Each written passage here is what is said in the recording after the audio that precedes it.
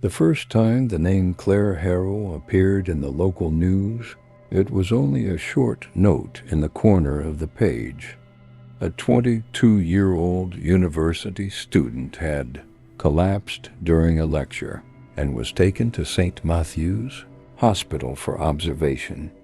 The article mentioned dehydration, stress, and exhaustion. Nothing more.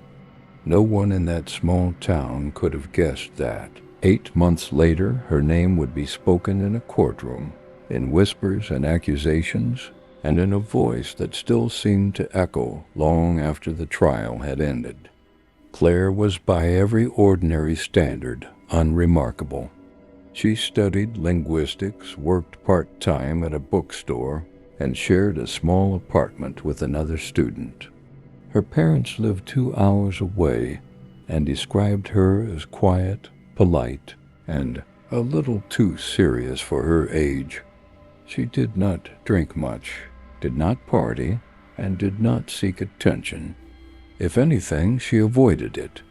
After the collapse at the university, doctors ran routine tests.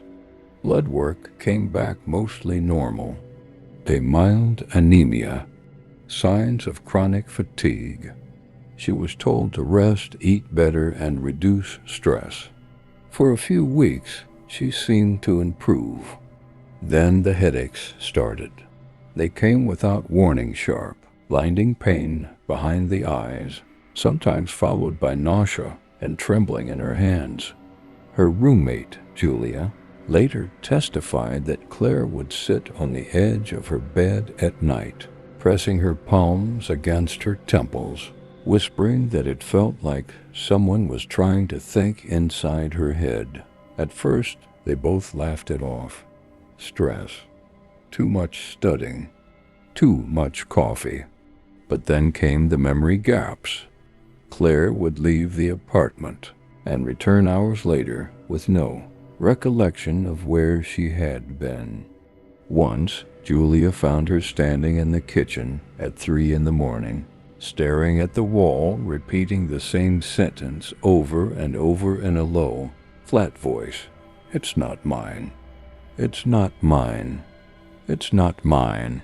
When Julia touched her shoulder, Claire screamed and collapsed, shaking, as if she had been electrocuted.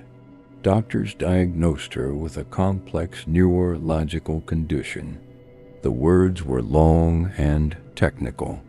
Medication was prescribed. For a time, the seizures became less violent, but something else changed.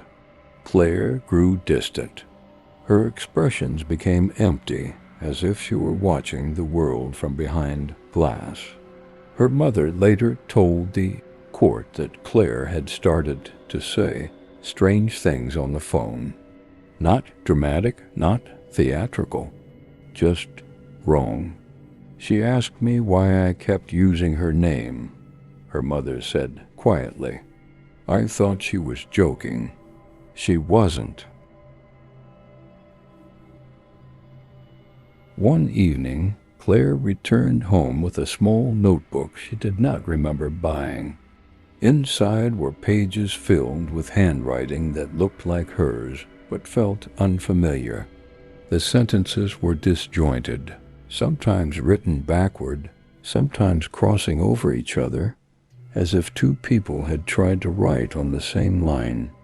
One page contained a single sentence, written again and again, pressing so hard into the paper that the pen had torn through several sheets. "You let me in when you stopped listening."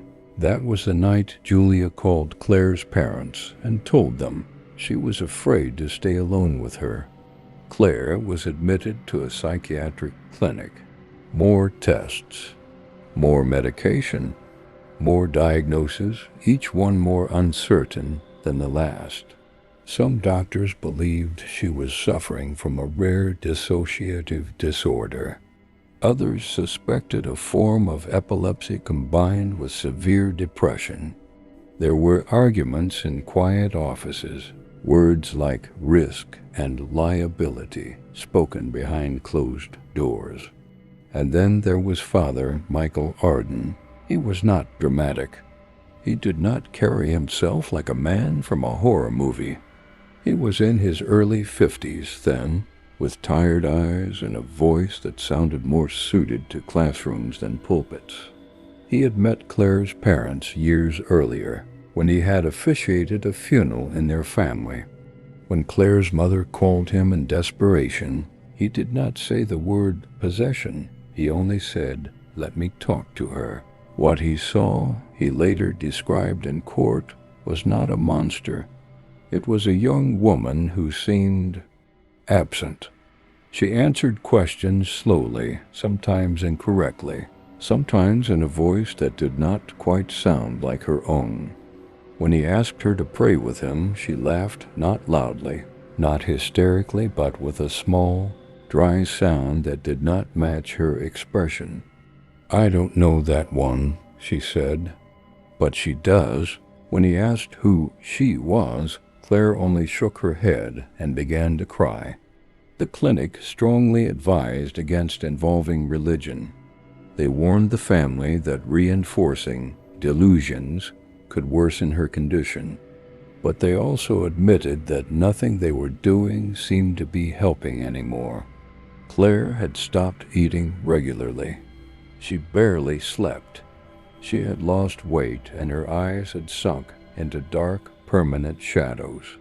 So the parents made a choice, not a dramatic one, not a defiant one, just a desperate one. They allowed Father Arden to visit her at home after she was released under supervision. There were no candles, no shouting, no rituals that looked like something from a movie. Mostly there were conversations, long, quiet ones, sometimes prayers, sometimes silence. But Julia testified that during one of those visits, she heard a voice in the living room that was not Claire's.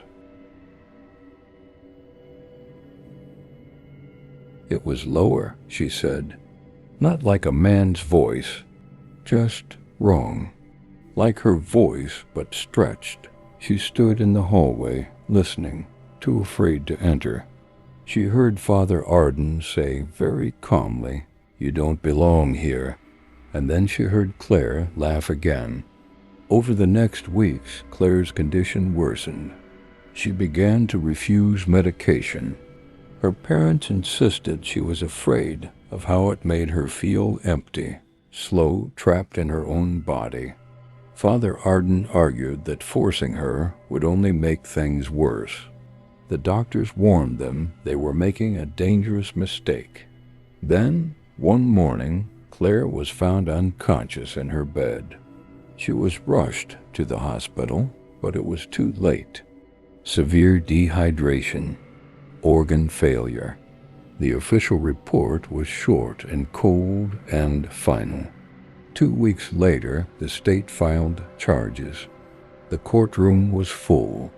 Some people came out of curiosity, some out of anger, some because they wanted someone to blame.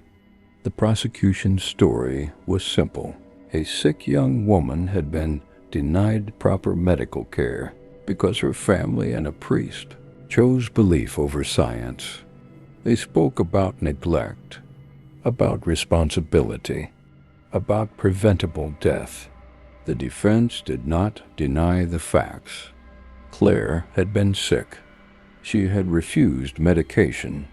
She had stopped eating properly. But they spoke about her fear, her confusion, and the months of treatment that had changed nothing. They played recordings from therapy sessions. They showed pages from the notebook Claire had kept. They called Julia to the stand, and then they called Father Arden. He did not claim he had been fighting a demon. He did not say he had all the answers. "I believed she was suffering," he said, "and I believed she felt unheard.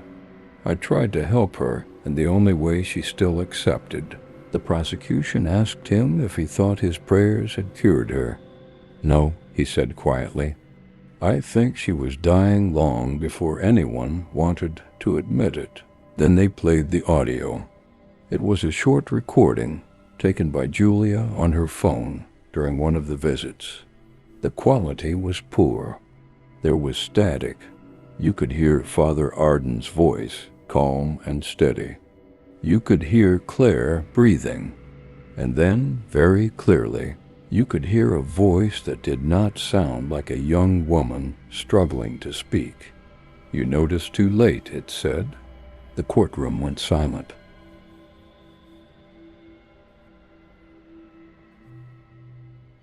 Experts argued for hours about what it could be. A vocal distortion, a psychological episode, a trick of the microphone, stress, imagination. But no one could explain why. At the very end of the recording, you could hear Claire whisper, in her normal voice, "I'm tired of sharing." The verdict, when it came, satisfied no one. Father Arden was found guilty of negligence, but not of intentional harm. The parents were not imprisoned, but they were judged responsible. The case was closed. The files were archived. The town slowly moved on. Most people remembered it as a tragedy, a story about mental illness and fear and bad decisions. But some remembered other details. The nurse who said Claire's heart monitor had shown strange, irregular patterns minutes before she died, as if two rhythms were trying to exist in the same body. The doctor who admitted, off the record, that he had once heard Claire speaking in her sleep in a language she had never studied. And Julia, who still kept the notebook in a box under her bed because she could not bring herself to throw it away. The last page had been written in Claire's normal handwriting, neat, careful, almost peaceful. "It's quiet now," it said, "but I don't think I was ever alone.